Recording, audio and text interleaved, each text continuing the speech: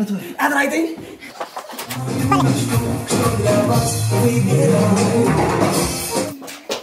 Yaxşı. Meri dağın oğlu var, kervan şoň 5 ýaş toy eken. 5 yaş için toy etip berem. Bir göreýin.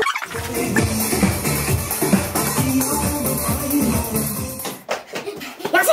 O neme toyda var ha? O beýdýär var ha? Näme şo? Dip urýar atkadan. Dizeymi? Dizeymi? Dizeyde ha, hadi göreýin.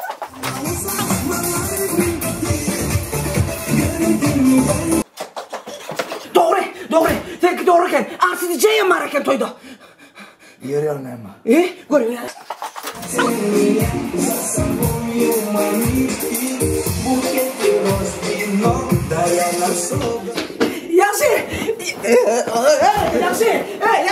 Yasin, ne kadar var eken? Garipsi var eken. 4 saniye koydu, kat tamam eken. Onun ne mi var? Bir kopu var abi. Bunlar var abi. Biliyor musun ne yapıyorsun?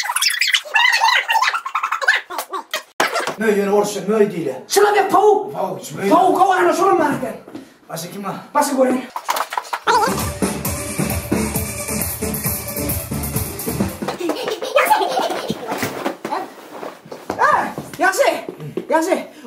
Yaxşı mıradın var ha?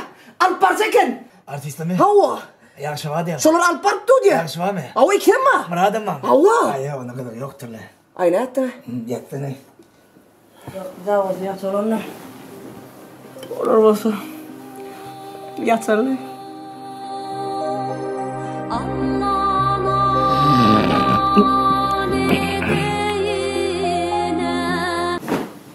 Yaxşı. Murat. Bir daha ol. Bir daha ol. Yetiştik. Saçım daranmadan geçmedin.